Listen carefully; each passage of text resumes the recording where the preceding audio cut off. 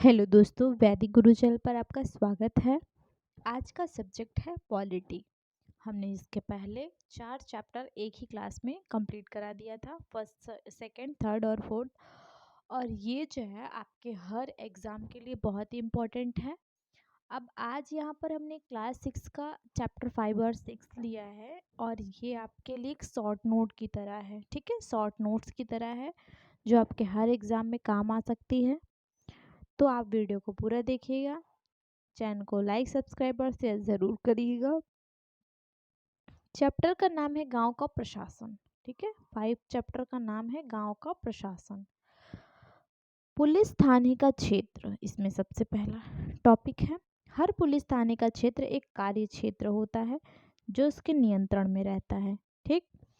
कि मतलब हमारे क्षेत्र में ये गांव ये जगह आते हैं, तो उसके अंतर्गत जितने भी मामले होते हैं वो उस थाने को उस मामलों का सुलझाव करना होता, मतलब उसको सुलझाना होता है। लोग उस क्षेत्र में हुई चोरी, दुर्घटना, मारपीट, झगड़े आदि की रिपोर्ट उसी थाने में लिखवा सकते हैं, ठीक। जो उनके क्षेत्र का थाना है, ऐसे नहीं कि कहीं के लोग कहीं भी जाके लिखवा सकते हैं, नहीं। क्षेत्र, जिस क्षेत्र में लोग रह रहे हैं उस क्षेत्र में जो भी थाना आता है उसी में जाकर उनको अपनी जो भी चीज़ें हैं वो लिखवानी होती हैं। यह वहाँ के थानेदार की जिम्मेदारी होती है कि वह लोगों से घटना के बारे में पूछताछ करे, जांच पड़ताल करे और अपने क्षेत्र के अंदर के मामले पर कार्रवाई करे। देखिए, जब कोई लड़ाई झगड़ा मारपीट होती है तब लोग क्या करते हैं, थाने जाते हैं, रपट लिखवाते हैं, लिखित रूप से उनको देते हैं। फिर थानेदार क्या करता है कि उस पर जांच करता है, कार्रवाई करता है, उसके बाद मामले के किसी नतीजे पर पहुंचता है। पुलिस थाने में होने वाला काम क्या क्या होता है। यहाँ पर जो थानेदार होते हैं वो लोग की शिकायतों की कार्रवाई करते हैं, ठीक। मतलब जो लोग शिकायत लेकर आते हैं उस पर कार्रवाई की जाती है थाने में और पूरा मामला दर्ज किया जाता है, लिखित रूप से दर्ज किया जाता है और उस पर जांच पड़ताल की जाती है। उसके बाद मामले की तह तक पहुंचा जाता है। अब यहाँ पर देखिए राजस्व विभाग का कार्य क्या होता है। राजस्व विभाग का काम होता है जमीन को नापना और उसका रिकॉर्ड रखना, ठीक है। पटवारी का मुख्य काम होता है, अलग अलग राज्यों में इसको अलग अलग नाम से जाना जाता है। कहीं पटवारी कहते हैं तो कहीं लेखपाल कहते हैं, कहीं कर्मचारी कहते हैं, कहीं ग्रामीण अधिकारी तो कहीं कानून को कहते हैं। हम जहाँ यहाँ जमीन का लेखा जोखा रखने वाले कर्मचारी के लिए पटवारी शब्द का इस्तेमाल कर रहे हैं, ठीक। अब यहाँ पर जरीब क्या है, जो लेखपाल होते हैं ये जमीन की नाप करते हैं, ठीक है। अगर हमें सरकारी रूप से जब जमीन की नाप करवानी होती है तब हमें किसको बुलाना पड़ता है, लेखपाल को बुलाना पड़ता है। उनके पास खसरा खतौनी सारी चीज़ें उपलब्ध होती है, उसमें सभी जमीन के बारे में जानकारी उनके पास होती है, ठीक है। तो ये जरीब जो है वो एक प्रकार की सकरी होती है, ठीक है, लोहे का जंजीर होती है जिसको अ, खेती के ज़मीनों, फिर ज़मीन किसी भी ज़मीन को नापने के लिए यूज़ किया जाता है, उसी को जरीब कहते हैं, ठीक है। किसानों को अक्सर अपने खेत के नक्शे और रिकॉर्ड की ज़रूरत पड़ती है, इसके लिए उनको कुछ शुल्क देना पड़ता है। किसानों को इसकी नकल पाने का अधिकार है, हालांकि कई बार उनको ये रिकॉर्ड आसानी से नहीं मिलते, लोगों को इसको हासिल करने में कई मुश्किलों का सामना करना पड़ता है। कई राज्यों में ये सारे रिकॉर्ड कंप्यूटर में डालकर पंचायत के दफ्तर में रख दिए गए हैं ताकि वे आसानी से लोगों को उपलब्ध हो सके और नई सूचनाओं के अनुसार नियमित रूप से दुरुस्त होते रहें, ठीक है। अब देखिए, अगर आप इसको कागज पत्तर में लिख कर रखते हैं तो हो सकता है वो सड़ जाए, ठीक है, हो सकता है वो फट जाए या फिर और उसको जो है ढूंढना पड़ेगा अगर आपको कहीं कुछ उसमें चेंजेस करने, बदलाव करने हैं। लेकिन अगर उसको कंप्यूटर में, आज के समय में क्या हो गया है, कंप्यूटर में डाल दिया गया है। अब जिसको भी ज़रूरत होगी वो वेबसाइट पर जाएगा और सर्च करेगा और उसको उसका सब कुछ मिल जाएगा, ठीक है। सब कुछ उसको प्रिंट आउट में वो निकाल लेगा, खसरा खतौनी जो भी चीज़ें हैं। तो उसको बार बार जाकर दफ्तर के जो है चक्कर भी नहीं लगाने पड़ेंगे। और अगर कुछ उसमें मतलब बदलाव करने हैं तो फटाफट कंप्यूटर खोले और उसमें बदलाव कर देते हैं। सरकारी मतलब लोग जो है उसमें बदलाव कर देते हैं। इसके बाद देखिए, जमीन से जुड़े मामलों की व्यवस्था के लिए इन जिलों को और भी छोटे खंडों में बांट दिया जाता है, जैसे तहसील, तालुका इत्यादि। ठीक है। सबसे ऊपर जिलाधिकारी होता है। ठीक, जिलाधिकारी सबसे ऊपर होता है और उसके नीचे तहसीलदार होते हैं जिन्हें मामलों विभिन्न मामलों की व्यवस्था के लिए इन जिलों को भी छोटे खंडों में बांट दिया जाता है। ठीक है। उन्हें विभिन्न मामलों को निपटाना होता है। ठीक है, जो भी मामला है उसको वो निपटाते हैं। अब एक नया कानून आया है, हिंदू अधिनियम धारा 2005। इसमें क्या है, जब हम उन किसानों के बारे में सोचते हैं जिनके पास जमीन है तो आमतौर पर हमारे ध्यान में पुरुष होते हैं। ठीक है, पुरुष होते हैं जिनके पास जमीन है तो आमतौर पर हमारे ध्यान में, हाँ सोचते हैं तो हमारे ध्यान में क्या होते हैं, पुरुष होते हैं। महिलाओं की हैसियत खेतों के काम में एक मददगार भर की मानी जाती है, कि वो केवल खेत में जाएंगी, मदद करेंगी। ठीक है, बस, और उनके नाम कुछ नहीं होगा। उनके बारे में जमीन के मालिक के रूप में कभी नहीं सोचा जाता है। ठीक, पहले की बात हो रही है। अभी तक कई राज्यों में हिंदू औरतों को परिवार की जमीन में हिस्सा नहीं मिलता था। पिता की मृत्यु के बाद जमीन बेटों में बट जाती थी, मतलब औरतों की का कोई वही नहीं था। अगर पिता की मृत्यु हो गई तो जमीन, उनके जितने भी बेटे हैं उनमें जमीन को बांट दिया जाता था, बेटियों को कोई हिस्सा नहीं था। हाल ही में यह कानून बदला गया है। नए कानून के मुताबिक ही कह रहे कि हाल ही में यह कानून बदला गया है। नए कानून के मुताबिक हिंदू परिवारों में बेटों, बेटियों और उनकी मां को जमीन में बराबर हिस्सा मिलता है। ठीक, यह कानून सभी राज्यों और केंद्र शासित प्रदेशों में भी लागू होगा। इस कानून से बड़ी संख्या में औरतों को फायदा होगा। ठीक है, जैसे कि देखो, कोई एक खेतीहर परिवार है। ठीक, उसमें एक बड़ी बेटी है, उसकी शादी कर दी गई। ठीक, वह शादीशुदा है और पास में ही कोई गांव है। ठीक है, पास में ही कोई गांव है, वहां वो रहती है। अचानक से ऐसा पता, मतलब आपको एग्जाम्पल बता रही हूँ कि अचानक से उसके पिता की मृत्यु हो जाती है तो वो लड़की जो है अपनी माँ का हाथ बटाने आती है। तो माँ ने क्या कहा, जाकर अब लेखपाल से कहा कि देखिए, मेरा बेटा है और मेरी बेटी है, आप हम मेरे पास जो भी ज़मीन है उसमें इन दोनों का नाम डाल दीजिए। ठीक है, तो इससे क्या होगा, इससे बेटी को भी एक पहचान मिलती है।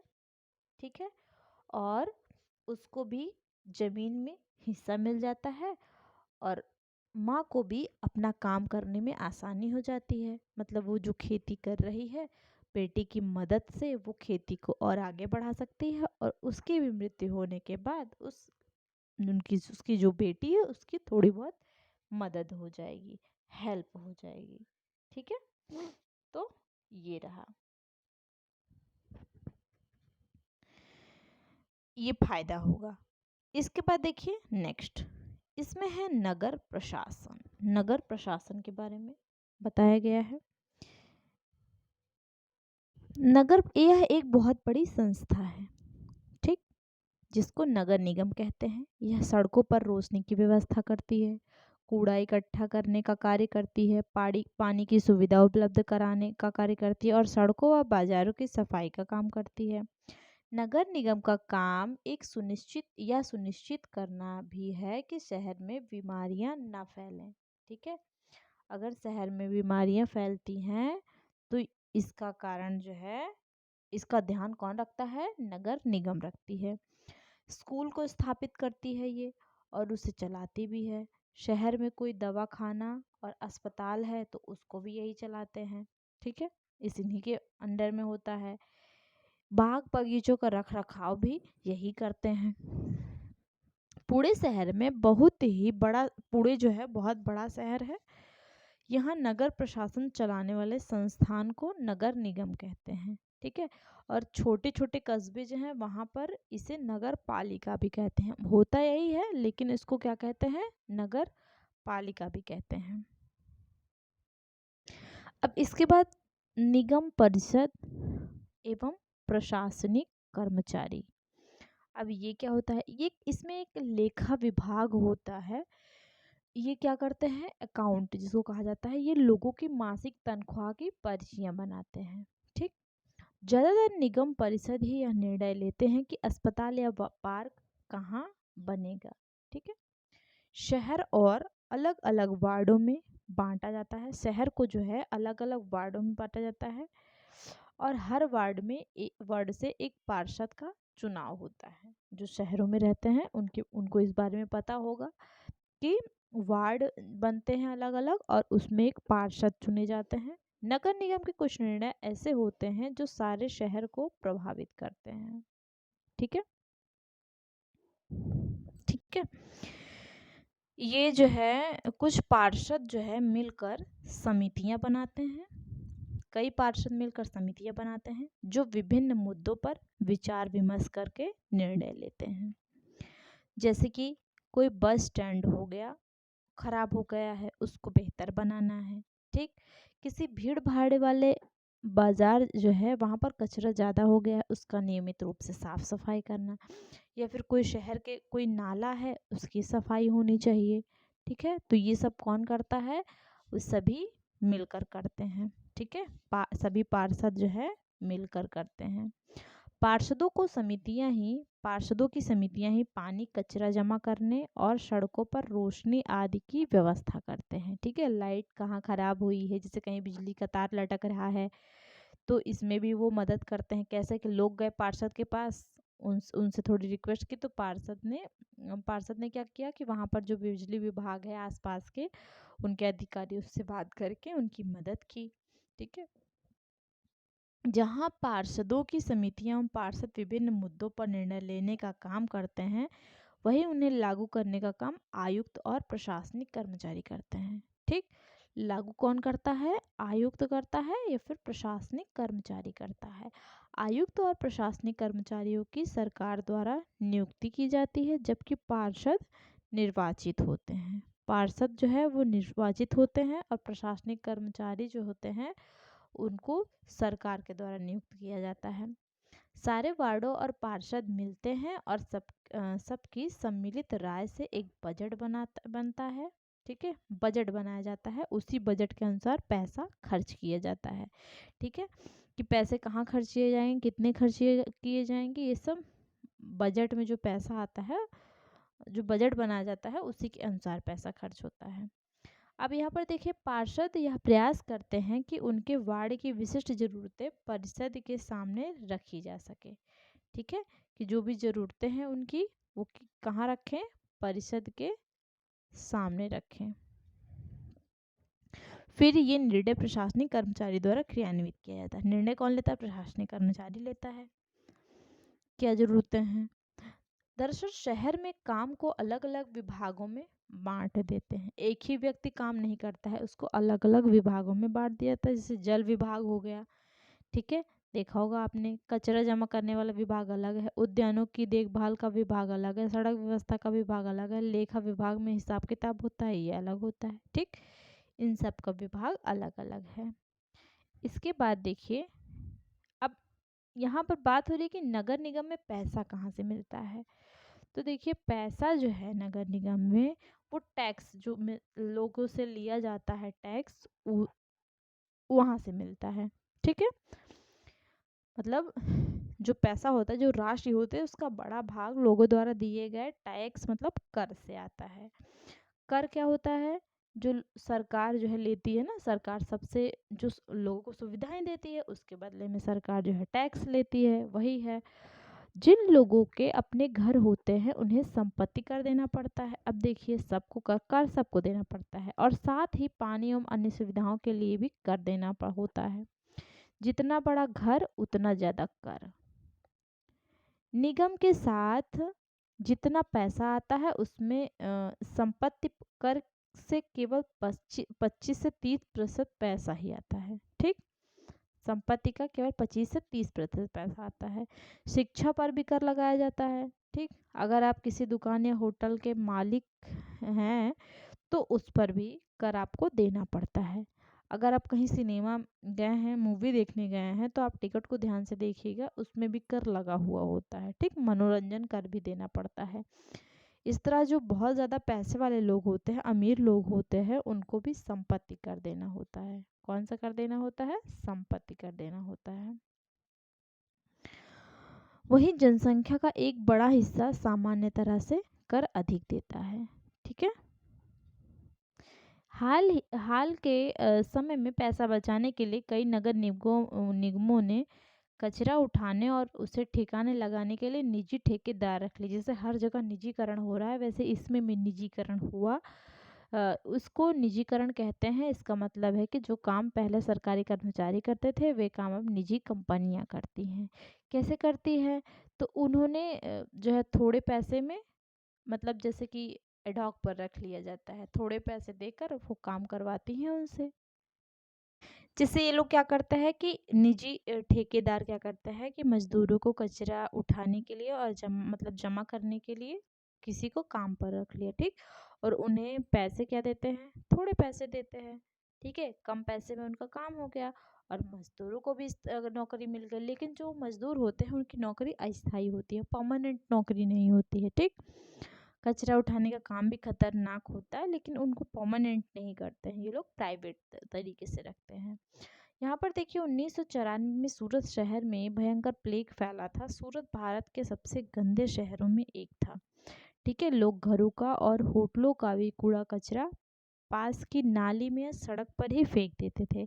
इससे सफाई कर्मचारियों को कूड़ा कचरा उठाने तथा उसे ठिकाने लगाने में काफ़ी मुश्किल होती थी। ऊपर से नगर निगम अपना काम नियमित रूप से नहीं कर रही थी, जिससे स्थिति और भी बदतर हो गई थी। प्लेग के डर ने यह अनिवार्य कर दिया कि नगर निगम मुस्तैदी से काम करे। ठीक है, सारे शहर की अच्छी तरह से सफाई हुई। आज की तारीख में चंडीगढ़ के बाद भारत के सबसे साफ शहरों में दूसरा स्थान सूरत का है। ठीक है, पहला नंबर पे कौन है साफ सफाई के मामले में? चंडीगढ़। दूसरे स्थान पर कौन है? सूरत है। ठीक है, तो ये रहा आपका 5 और 6 चैप्टर पॉलिटी का, जो आपके लिए बहुत ही इम्पोर्टेंट है। शॉर्ट नोट्स की तरह मैंने आपको इसको बता दिया है।